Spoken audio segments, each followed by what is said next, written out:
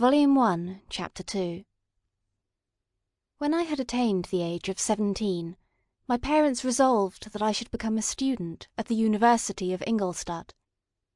I had hitherto attended the schools of Geneva, but my father thought it necessary, for the completion of my education, that I should be made acquainted with other customs than those of my native country. My departure was therefore fixed at an early date, but, before the day resolved upon could arrive, the first misfortune of my life occurred, an omen, as it were, of my future misery. Elizabeth had caught the scarlet fever, but her illness was not severe, and she quickly recovered. During her confinement many arguments had been urged to persuade my mother to refrain from attending upon her. She had at first yielded to our entreaties, but when she heard that her favourite was recovering, she could no longer debar herself from her company, and entered her chamber long before the danger of infection was past. The consequences of this imprudence were fatal. On the third day my mother sickened, her fever was very malignant, and the looks of her attendants prognosticated the worst event. On her deathbed, the fortitude and benignity of this admirable woman did not desert her. She joined the hands of Elizabeth and myself.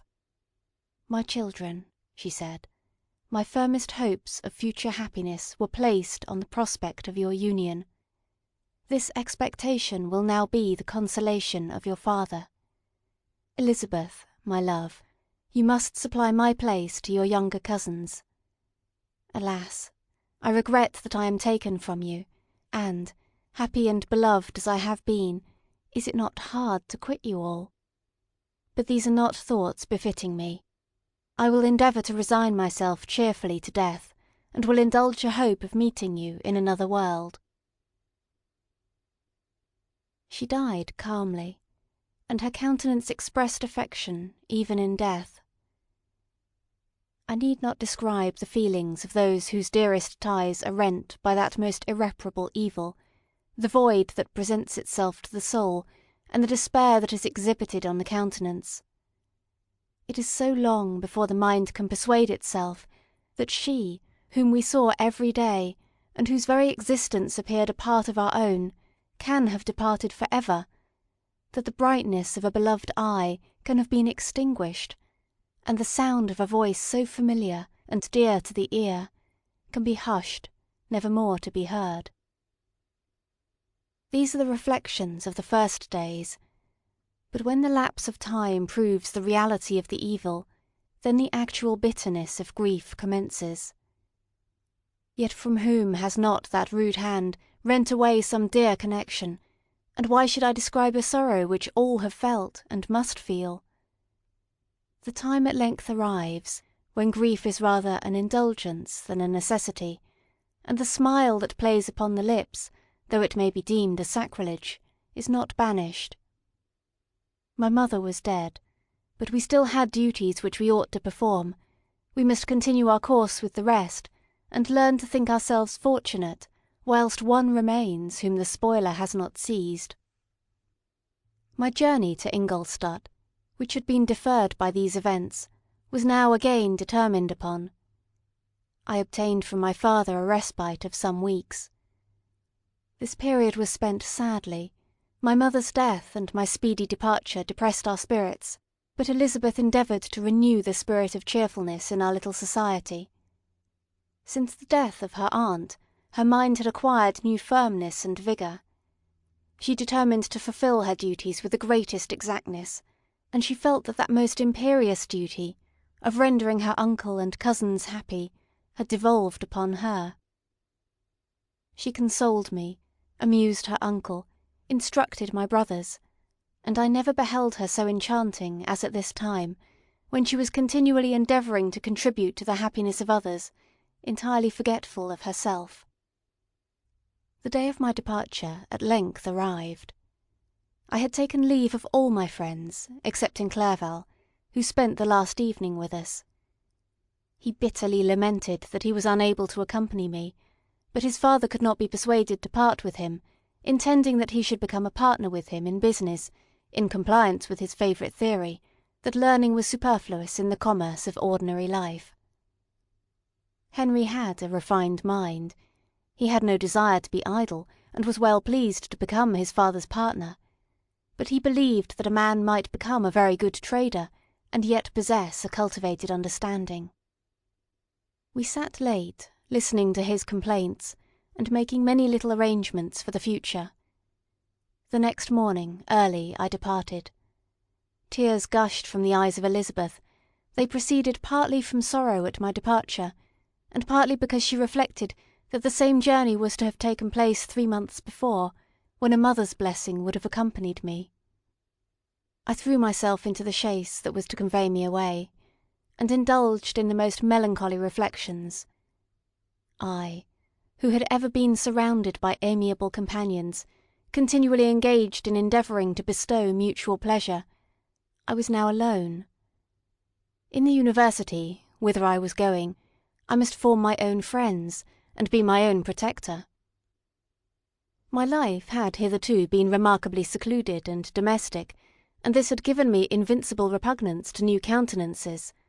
I loved my brothers, Elizabeth and Clerval.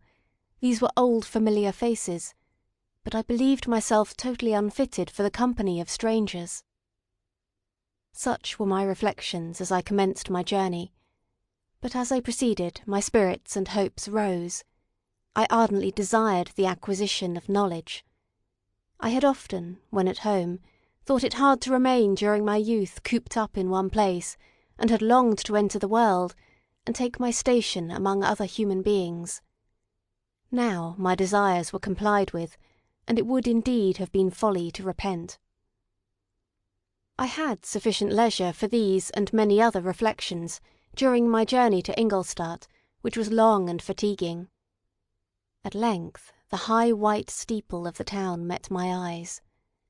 I alighted, and was conducted to my solitary apartment, to spend the evening as I pleased.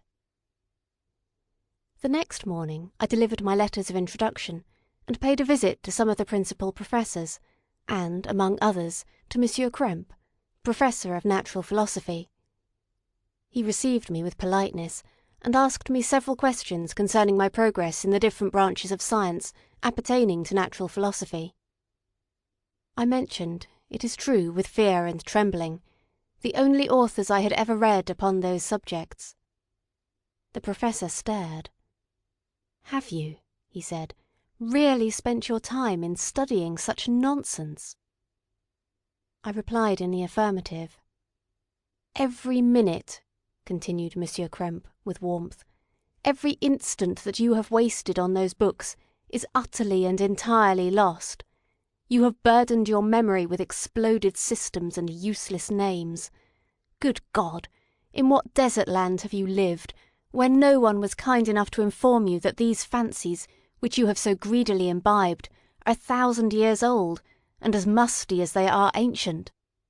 I little expected in this enlightened and scientific age to find a disciple of Albertus Magnus and Paracelsus. My dear sir, you must begin your studies entirely anew."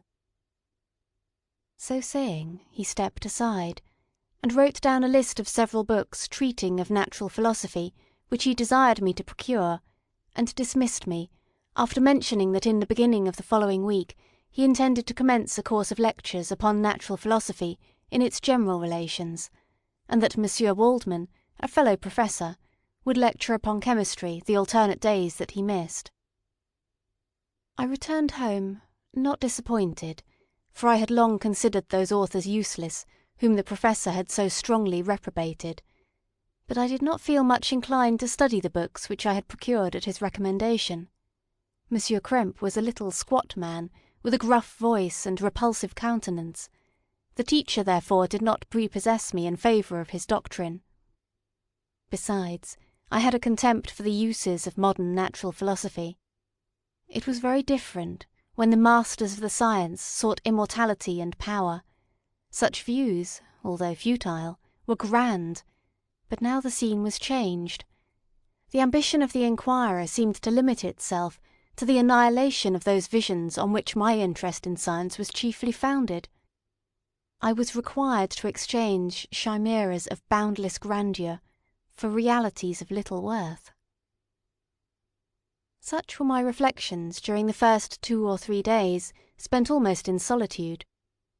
But as the ensuing week commenced, I thought of the information which Monsieur Krempe had given me concerning the lectures, and although I could not consent to go and hear that little conceited fellow deliver sentences out of a pulpit, I recollected what he had said of Monsieur Waldman, whom I had never seen, as he had hitherto been out of town. Partly from curiosity, and partly from idleness, I went into the lecturing room, which Monsieur Waldman entered shortly after. This professor was very unlike his colleague. He appeared about 50 years of age, but with an aspect expressive of the greatest benevolence. A few grey hairs covered his temples, but those at the back of his head were nearly black. His person was short, but remarkably erect, and his voice the sweetest I had ever heard. He began his lecture by a recapitulation of the history of chemistry, and the various improvements made by different men of learning, pronouncing with fervour the names of the most distinguished discoverers. He then took a cursory view of the present state of the science, and explained many of its elementary terms. After having made a few preparatory experiments, he concluded with a panegyric upon modern chemistry, the terms of which I shall never forget. "The ancient teachers of this science," said he, "promised impossibilities, and performed nothing. The modern masters promise very little. They know that metals cannot be transmuted, and that the elixir of life is a chimera. But these philosophers, whose hands seem only made to dabble in dirt, and their eyes to pore over the microscope or crucible, have indeed performed miracles. They penetrate into the recesses of nature, and show how she works in her hiding places. They ascend into the heavens. They have discovered how the blood circulates, and the nature of the air we breathe. They have acquired new and almost unlimited powers. They can command the thunders of heaven, mimic the earthquake, and even mock the invisible world with its own shadows." I departed highly pleased with the professor and his lecture, and paid him a visit the same evening. His manners in private were even more mild and attractive than in public, for there was a certain dignity in his mien during his lecture, which in his own house was replaced by the greatest affability and kindness. He heard with attention my little narration concerning my studies, and smiled at the names of Cornelius Agrippa and Paracelsus, but without the contempt that Monsieur Krempe had exhibited. He said that these were men to whose indefatigable zeal modern philosophers were indebted for most of the foundations of their knowledge. They had left to us as an easier task to give new names, arrange in connected classifications, the facts which they in a great degree had been the instruments of bringing to light. The labours of men of genius, however erroneously directed, scarcely ever fail in ultimately turning to the solid advantage of mankind. I listened to his statement, which was delivered without any presumption or affectation, and then added that his lecture had removed my prejudices against modern chemists, and I, at the same time, requested his advice concerning the books I ought to procure. "I am happy," said Monsieur Waldman, "to have gained a disciple, and if your application equals your ability, I have no doubt of your success. Chemistry is that branch of natural philosophy in which the greatest improvements have been and may be made. It is on that account that I have made it my peculiar study, but at the same time I have not neglected the other branches of science. A man would make but a very sorry chemist if he attended to that department of human knowledge alone. If your wish is to become really a man of science, and not merely a petty experimentalist, I should advise you to apply to every branch of natural philosophy, including mathematics." He then took me into his laboratory, and explained to me the uses of his various machines, instructing me as to what I ought to procure, and promising me the use of his own, when I should have advanced far enough in the science not to derange their mechanism. He also gave me the list of books which I had requested, and I took my leave.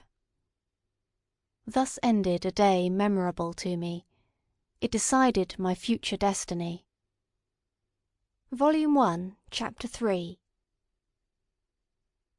From this day, natural philosophy, and particularly chemistry, in the most comprehensive sense of the term, became nearly my sole occupation. I read with ardour those works, so full of genius and discrimination, which modern inquirers have written on these subjects. I attended the lectures, and cultivated the acquaintance of the men of science of the university, and I found even in Monsieur Krempe a great deal of sound sense and real information, combined, it is true, with a repulsive physiognomy and manners, but not on that account the less valuable. In Monsieur Waldman I found a true friend. His gentleness was never tinged by dogmatism, and his instructions were given with an air of frankness and good nature that banished every idea of pedantry. It was, perhaps, the amiable character of this man that inclined me more to that branch of natural philosophy which he professed, than an intrinsic love for the science itself. But this state of mind had place only in the first steps towards knowledge. The more fully I entered into the science, the more exclusively I pursued it for its own sake. That application, which at first had been a matter of duty and resolution, now became so ardent and eager that the stars often disappeared in the light of the morning, whilst I was yet engaged in my laboratory. As I applied so closely, it may be easily conceived that I improved rapidly. My ardour was indeed the astonishment of the students, and my proficiency that of the masters. Professor Krempe often asked me, with a sly smile, how Cornelius Agrippa went on, whilst Monsieur Waldman expressed the most heartfelt exultation in my progress.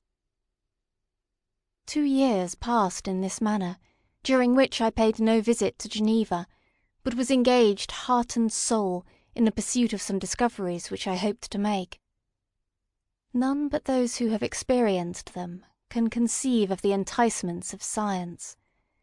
In other studies you go as far as others have gone before you, and there is nothing more to know. But in a scientific pursuit there is continual food for discovery and wonder. A mind of moderate capacity, which closely pursues one study, must infallibly arrive at great proficiency in that study, and I, who continually sought the attainment of one object of pursuit, and was solely wrapped up in this, improved so rapidly that, at the end of 2 years, I made some discoveries in the improvement of some chemical instruments, which procured me great esteem and admiration at the university. When I had arrived at this point, and had become as well acquainted with the theory and practice of natural philosophy as depended on the lessons of any of the professors at Ingolstadt, my residence there being no longer conducive to my improvements, I thought of returning to my friends and my native town, when an incident happened that protracted my stay. One of the phenomena which had peculiarly attracted my attention was the structure of the human frame, and indeed any animal endued with life. Whence, I often asked myself, did the principle of life proceed? It was a bold question, and one which has ever been considered as a mystery. Yet with how many things are we on the brink of becoming acquainted, if cowardice or carelessness did not restrain our inquiries? I revolved these circumstances in my mind, and determined thenceforth to apply myself more particularly to those branches of natural philosophy which relate to physiology. Unless I had been animated by an almost supernatural enthusiasm, my application to this study would have been irksome and almost intolerable. To examine the causes of life, we must first have recourse to death. I became acquainted with the science of anatomy, but this was not sufficient.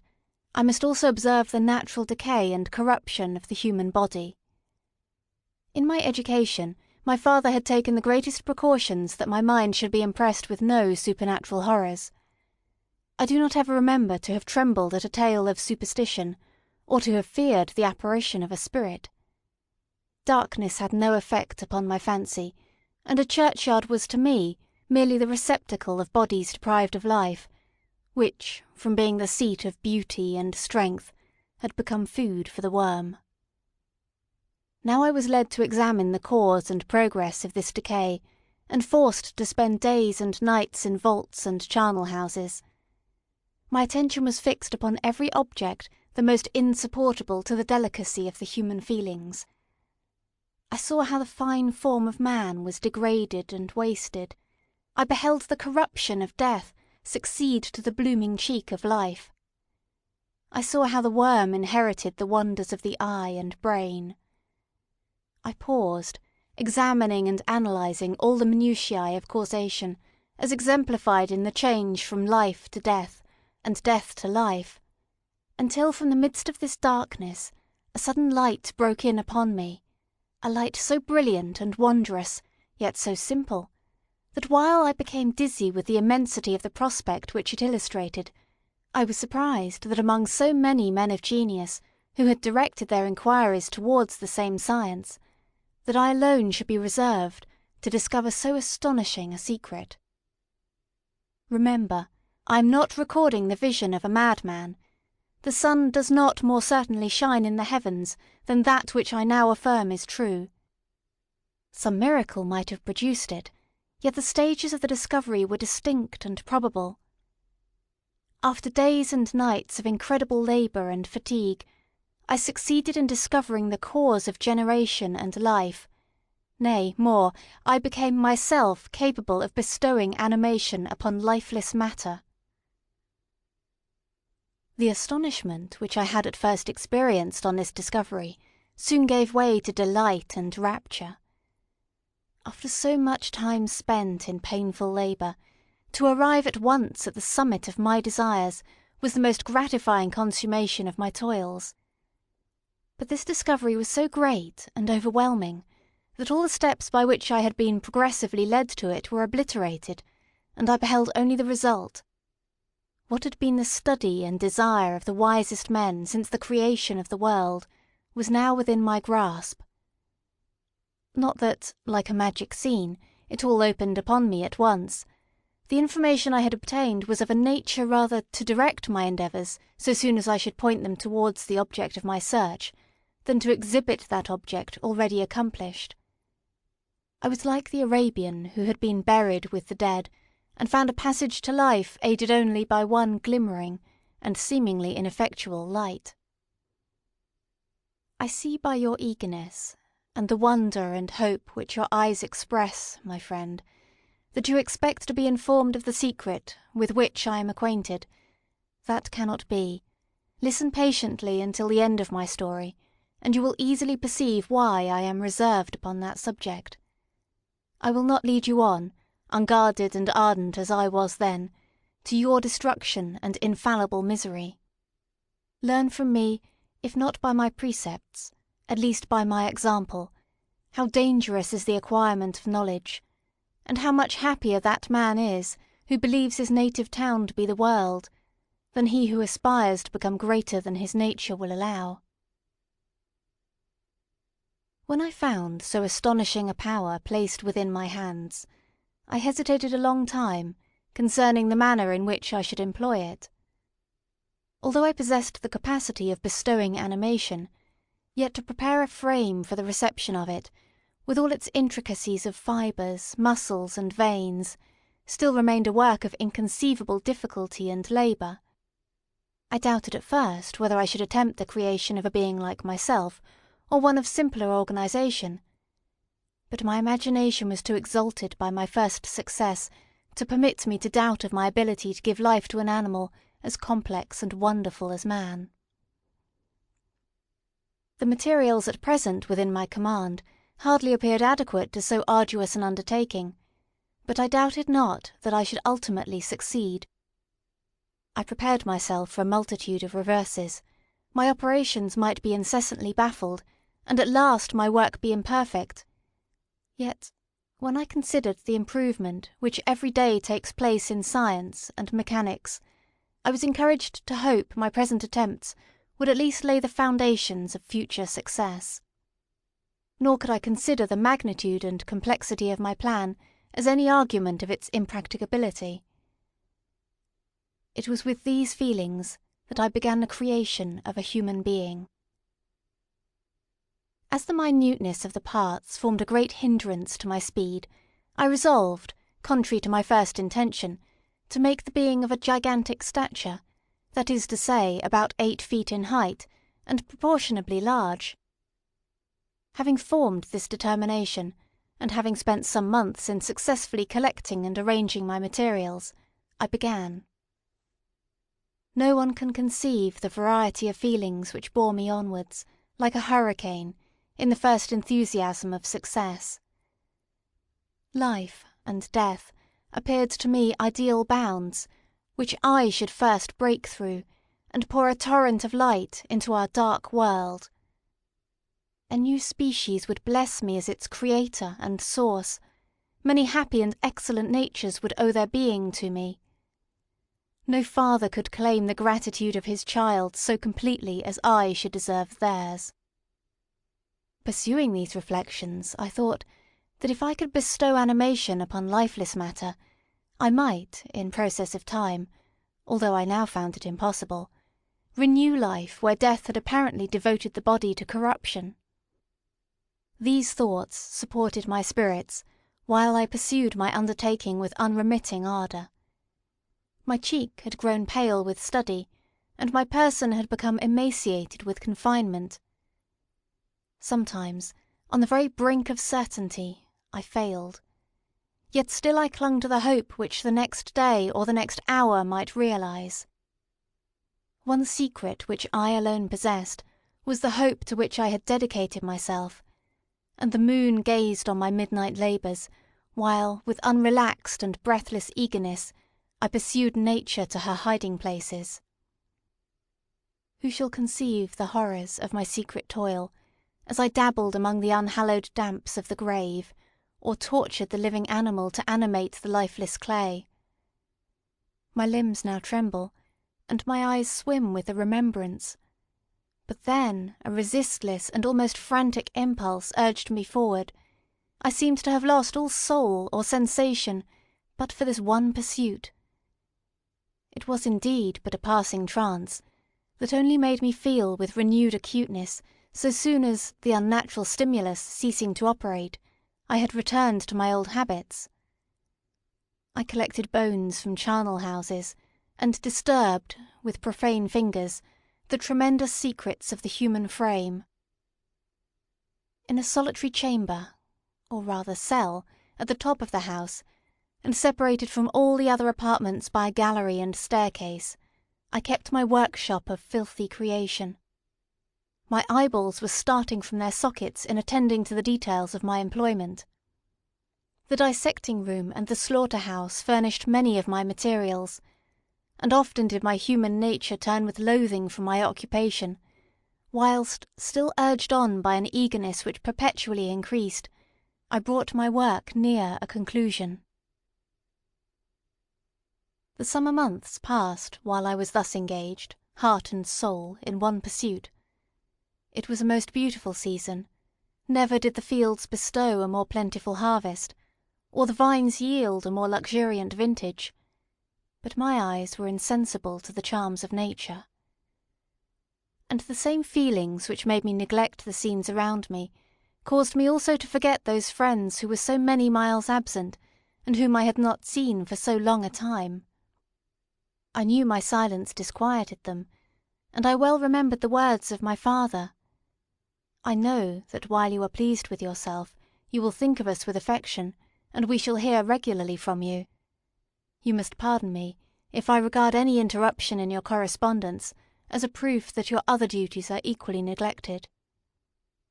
I knew well, therefore, what would be my father's feelings, but I could not tear my thoughts from my employment, loathsome in itself, but which had taken an irresistible hold of my imagination. I wished, as it were, to procrastinate all that related to my feelings of affection, until the great object, which swallowed up every habit of my nature, should be completed. I then thought that my father would be unjust if he ascribed my neglect to vice or faultiness on my part, but I am now convinced that he was justified in conceiving that I should not be altogether free from blame. A human being in perfection ought always to preserve a calm and peaceful mind, and never to allow passion or a transitory desire to disturb his tranquillity. I do not think that the pursuit of knowledge is an exception to this rule. If the study to which you apply yourself has a tendency to weaken your affections, and to destroy your taste for those simple pleasures in which no alloy can possibly mix, then that study is certainly unlawful, that is to say, not befitting the human mind. If this rule were always observed, if no man allowed any pursuit whatsoever to interfere with the tranquillity of his domestic affections, Greece had not been enslaved, Caesar would have spared his country, America would have been discovered more gradually, and the empires of Mexico and Peru had not been destroyed. But I forget that I am moralizing in the most interesting part of my tale, and your looks remind me to proceed. My father made no reproach in his letters, and only took notice of my silence by inquiring into my occupations more particularly than before.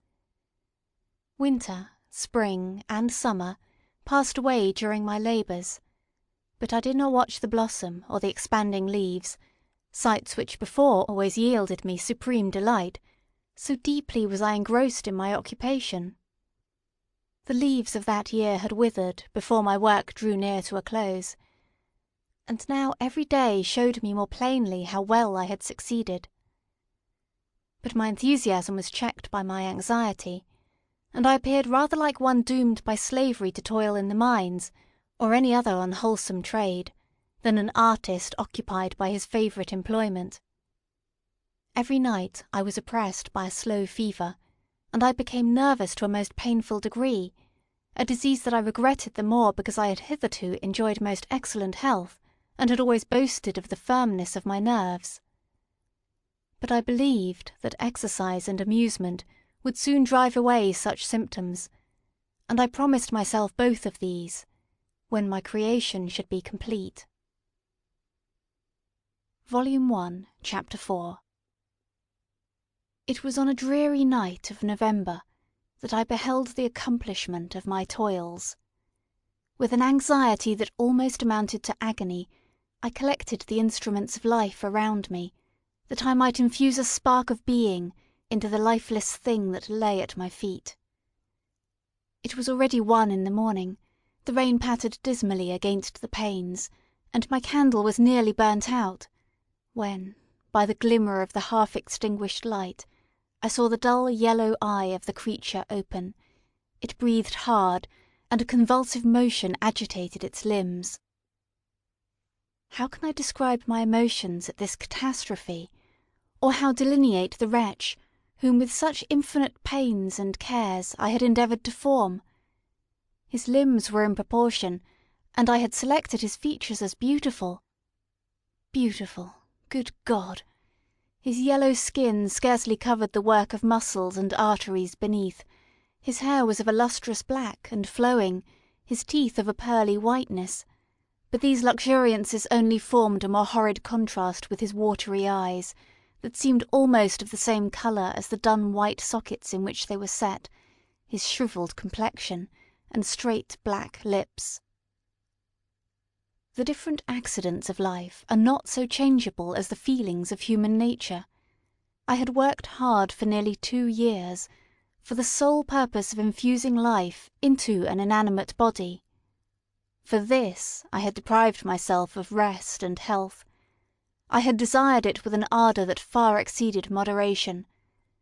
But now that I had finished, the beauty of the dream vanished, and breathless horror and disgust filled my heart. Unable to endure the aspect of the being I had created, I rushed out of the room, and continued a long time traversing my bedchamber, unable to compose my mind to sleep. At length lassitude succeeded to the tumult I had before endured, and I threw myself on the bed in my clothes, endeavouring to seek a few moments of forgetfulness. But it was in vain. I slept indeed, but I was disturbed by the wildest dreams. I thought I saw Elizabeth, in the bloom of health, walking in the streets of Ingolstadt. Delighted and surprised, I embraced her, but as I imprinted the first kiss on her lips, they became livid with the hue of death, Her features appeared to change, and I thought that I held the corpse of my dead mother in my arms. A shroud enveloped her form, and I saw the grave worms crawling in the folds of the flannel. I started from my sleep with horror. A cold dew covered my forehead, my teeth chattered, and every limb became convulsed, when, by the dim and yellow light of the moon, as it forced its way through the window shutters, I beheld the wretch, the miserable monster whom I had created. He held up the curtain of the bed, and his eyes, if eyes they may be called, were fixed on me. His jaws opened, and he muttered some inarticulate sounds, while a grin wrinkled his cheeks. He might have spoken, but I did not hear. One hand was stretched out, seemingly to detain me, but I escaped and rushed downstairs. I took refuge in the courtyard belonging to the house which I inhabited, where I remained during the rest of the night, walking up and down in the greatest agitation, listening attentively, catching and fearing each sound as if it were to announce the approach of the demoniacal corpse to which I had so miserably given life. Oh, no mortal could support the horror of that countenance. A mummy again endued with animation could not be so hideous as that wretch. I had gazed on him while unfinished. He was ugly then, but when those muscles and joints were rendered capable of motion, it became a thing such as even Dante could not have conceived. I passed the night wretchedly. Sometimes my pulse beat so quickly and hardly that I felt the palpitation of every artery. At others, I nearly sank to the ground through languor and extreme weakness. Mingled with this horror, I felt the bitterness of disappointment. Dreams that had been my food and pleasant rest for so long a space were now become a hell to me, and the change was so rapid, the overthrow so complete. Morning, dismal and wet, at length dawned, and discovered to my sleepless and aching eyes the church of Ingolstadt, its white steeple and clock, which indicated the 6th hour. The porter opened the gates of the court, which had that night been my asylum, and I issued into the streets, pacing them with quick steps, as if I sought to avoid the wretch whom I feared every turning of the street would present to my view. I did not dare return to the apartment which I inhabited, but felt impelled to hurry on, although wetted by the rain, which poured from a black and comfortless sky. I continued walking in this manner for some time, endeavouring by bodily exercise to ease the load that weighed upon my mind. I traversed the streets without any clear conception of where I was or what I was doing. My heart palpitated in the sickness of fear, and I hurried on with irregular steps, not daring to look about me. Like one who on a lonely road doth walk in fear and dread, and having once turned round walks on, and turns no more his head, because he knows a frightful fiend doth close behind him tread. Continuing thus, I came at length opposite to the inn at which the various diligences and carriages usually stopped. Here I paused, I knew not why, but I remained some minutes with my eyes fixed on a coach that was coming towards me from the other end of the street. As it drew nearer, I observed that it was the Swiss diligence. It stopped just where I was standing, and on the door being opened, I perceived Henry Clerval, who on seeing me instantly sprung out. "My dear Frankenstein," exclaimed he, "how glad I am to see you! How fortunate that you should be here at this very moment of my alighting!" Nothing could equal my delight on seeing Clerval. His presence brought back to my thoughts my father, Elizabeth, and all those scenes of home so dear to my recollection. I grasped his hand, and in a moment forgot my horror and misfortune. I felt suddenly, and for the first time during many months, calm and serene joy. I welcomed my friend, therefore, in the most cordial manner, and we walked towards my college. Clerval continued talking for some time about our mutual friends, and his own good fortune in being permitted to come to Ingolstadt. "You may easily believe," said he, how great was the difficulty to persuade my father that it was not absolutely necessary for a merchant not to understand anything except bookkeeping, and indeed I believe I left him incredulous to the last, for his constant answer to my unwearied entreaties was the same as that of the Dutch schoolmaster in the Vicar of Wakefield. "I have 10,000 florins a year without Greek. I eat heartily without Greek." But his affection for me at length overcame his dislike of learning, and he has permitted me to undertake a voyage of discovery to the land of knowledge. "It gives me the greatest delight to see you. But tell me how you left my father, brothers, and Elizabeth." "Very well, and very happy, only a little uneasy that they hear from you so seldom. By the by, I mean to lecture you a little upon their account myself. But, my dear Frankenstein," continued he, stopping short and gazing full in my face, "I did not before remark how very ill you appear, so thin and pale. You look as if you had been watching for several nights." "You have guessed right. I have lately been so deeply engaged in one occupation that I have not allowed myself sufficient rest, as you see. But I hope, I sincerely hope, that all these employments are now at an end, and that I am at length free." I trembled excessively.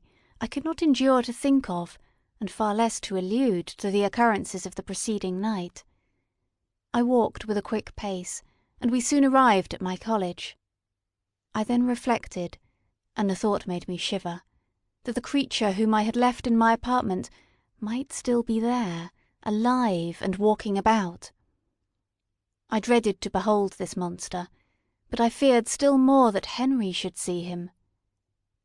Entreating him, therefore, to remain a few minutes at the bottom of the stairs, I darted upward towards my own room. My hand was already on the lock of the door before I recollected myself.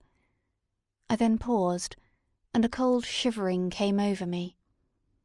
I threw the door forcibly open, as children are accustomed to do when they expect a spectre to stand in waiting for them on the other side, but nothing appeared. I stepped fearfully in. The apartment was empty, and my bedroom was also freed from its hideous guest. I could hardly believe that so great a good fortune could have befallen me, but when I became assured that my enemy had indeed fled, I clapped my hands for joy, and ran down to Clerval. We ascended into my room, and the servant presently brought breakfast, but I was unable to contain myself. It was not joy only that possessed me. I felt my flesh tingle with excess of sensitiveness, and my pulse beat rapidly. I was unable to remain for a single instant in the same place. I jumped over the chairs, clapped my hands, and laughed aloud. Clerval at first attributed my unusual spirits to joy on his arrival, but when he observed me more attentively, he saw a wildness in my eyes for which he could not account, and my loud, unrestrained, heartless laughter frightened and astonished him. "My dear Victor," cried he, "what, for God's sake, is the matter? Do not laugh in that manner. How ill you are! What is the cause of all this?"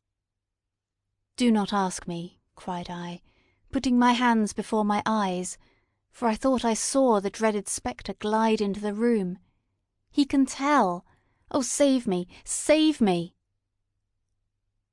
I imagined that the monster seized me. I struggled furiously, and fell down in a fit. Poor Clerval, what must have been his feelings?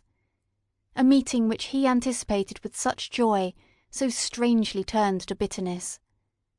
But I was not the witness of his grief, for I was lifeless, and did not recover my senses for a long, long time.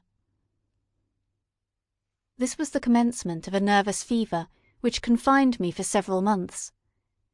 During all that time Henry was my only nurse. I afterwards learned that, knowing my father's advanced age and unfitness for so long a journey, and how wretched my sickness would make Elizabeth, he spared them this grief by concealing the extent of my disorder. He knew that I could not have a more kind and attentive nurse than himself, and firm in the hope he felt of my recovery, he did not doubt that, instead of doing harm, he performed the kindest action that he could towards them.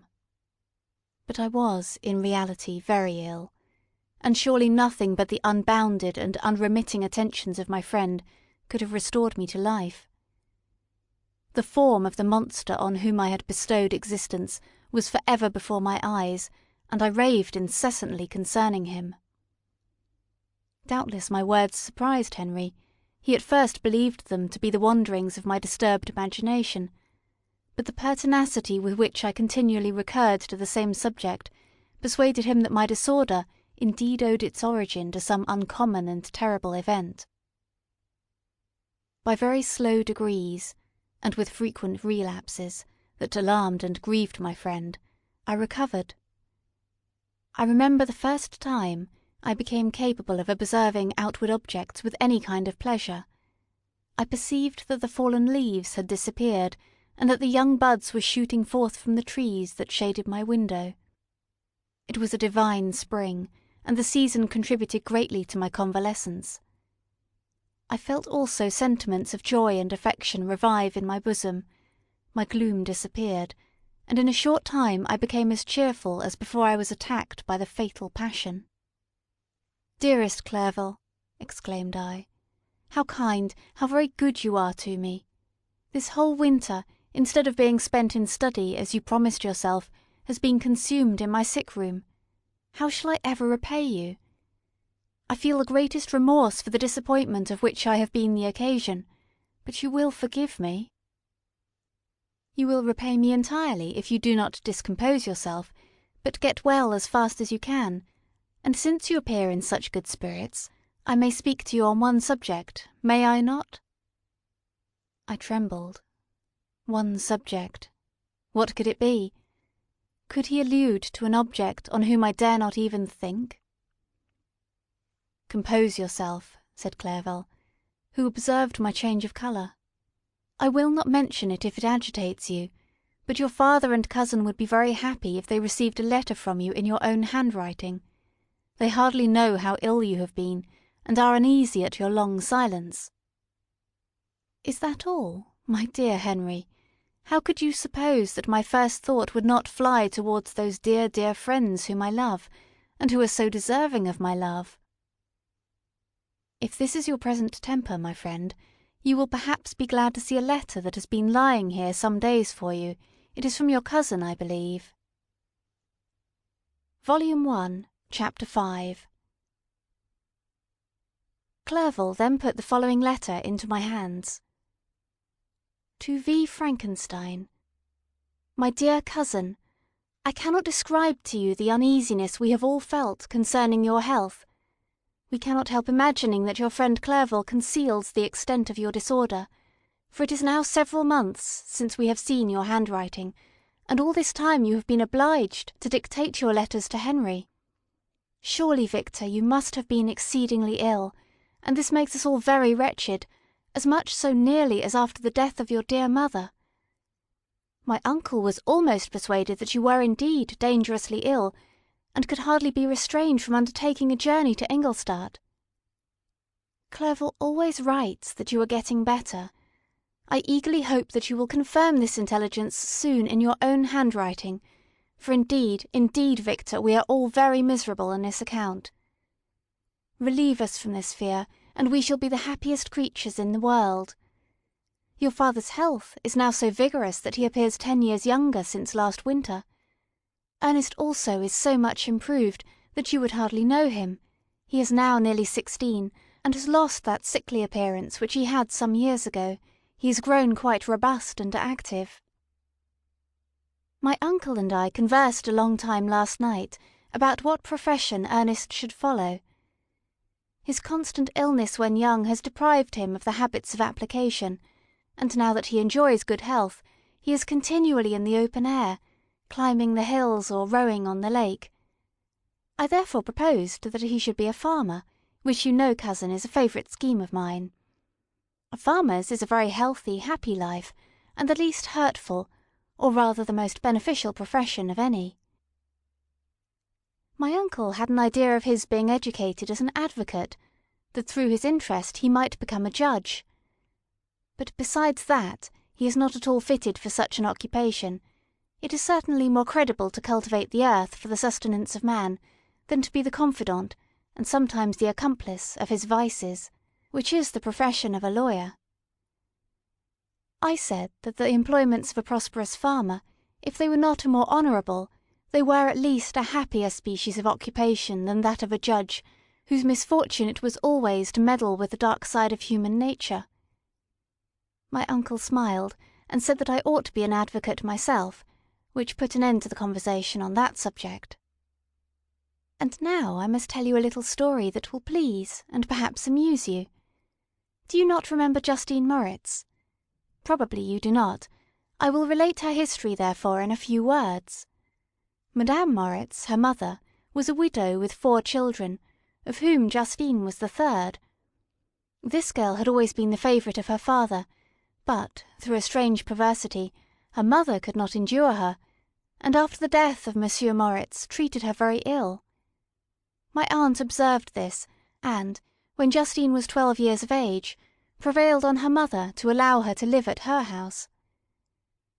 The republican institutions of our country have produced simpler and happier manners than those which prevail in the great monarchies that surround it. Hence there is less distinction between the several classes of its inhabitants, and the lower orders being neither so poor nor so despised, their manners are more refined and moral. A servant in Geneva does not mean the same thing as a servant in France and England.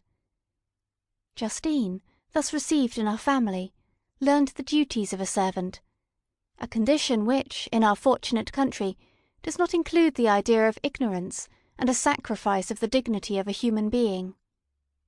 After what I have said, I dare say you well remember the heroine of my little tale, for Justine was a great favourite of yours, and I recollect you once remarked that if you were in an ill humour, one glance from Justine could dissipate it, for the same reason that Ariosto gives concerning the beauty of Angelica.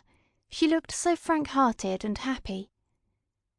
My aunt conceived a great attachment for her, by which she was induced to give her an education superior to that which she had at first intended. This benefit was fully repaid. Justine was the most grateful little creature in the world. I do not mean that she made any professions. I never heard one pass her lips. But you could see by her eyes that she almost adored her protectress.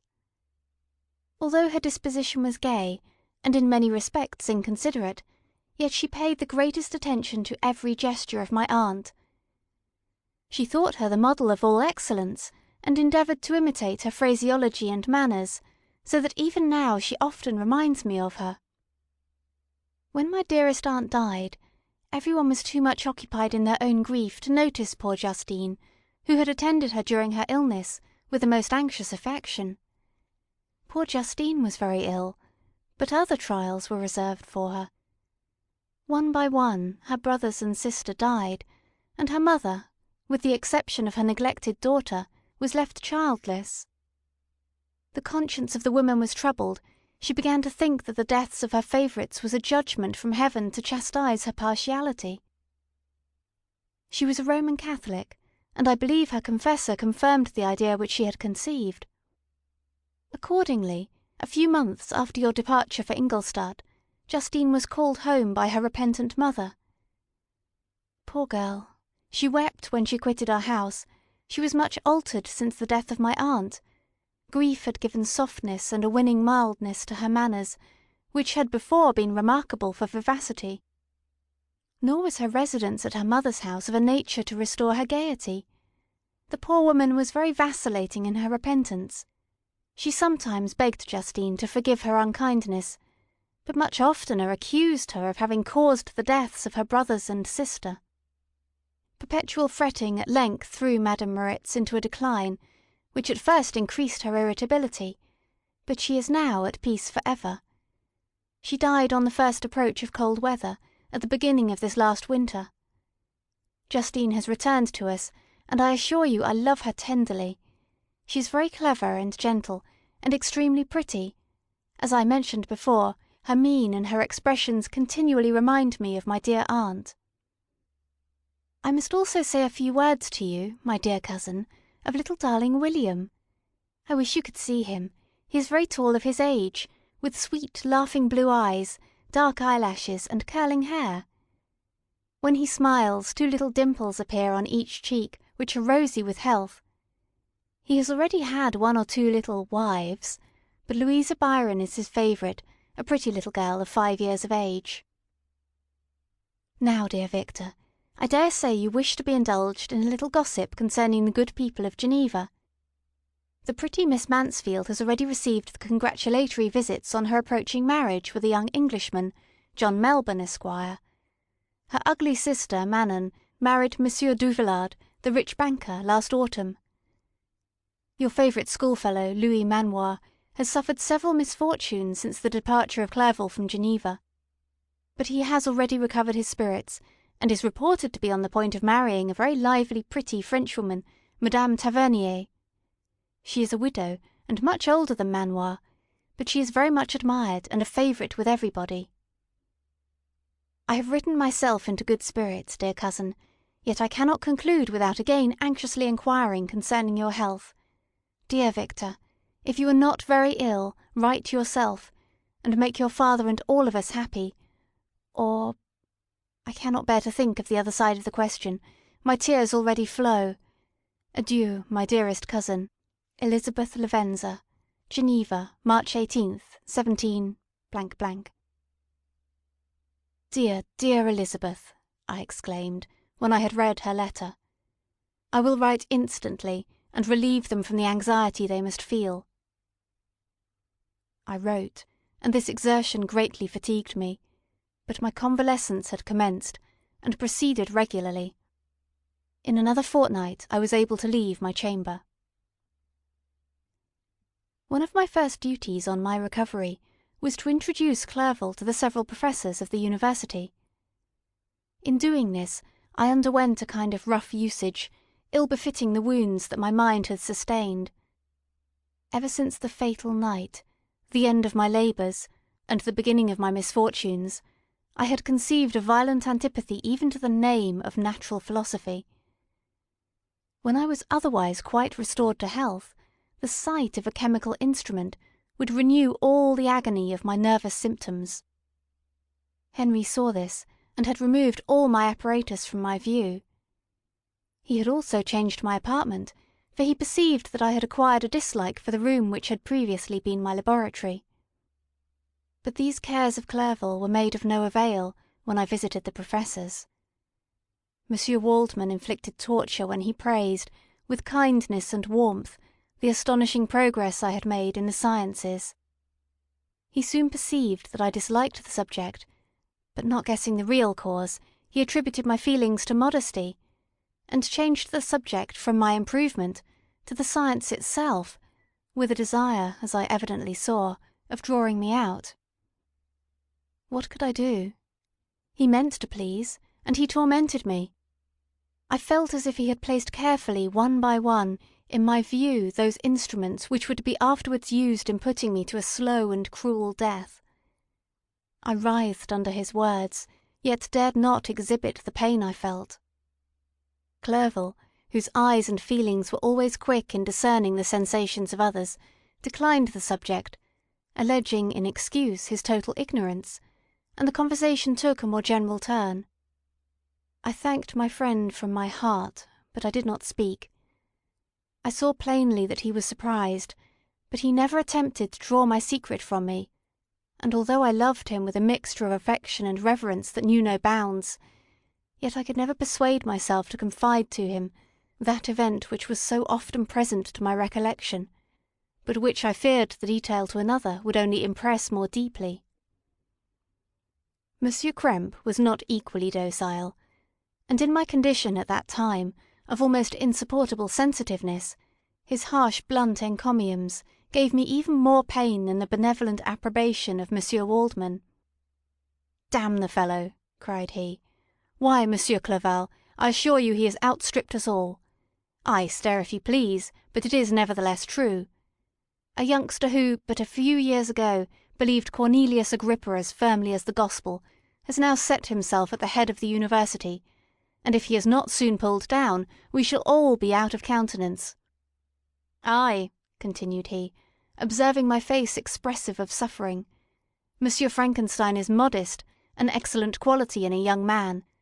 Young men should be diffident of themselves, you know, Monsieur Clerval. I was myself when young, but that wears out in a very short time."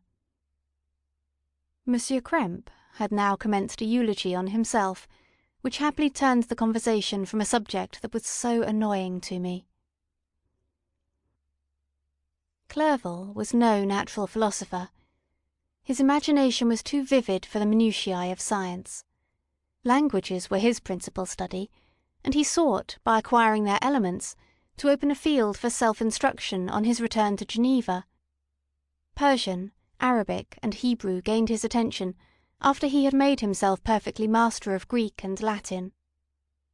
For my own part, idleness had ever been irksome to me, and now that I wished to fly from reflection, and hated my former studies, I felt great relief in being the fellow pupil with my friend, and found not only instruction, but consolation in the works of the Orientalists.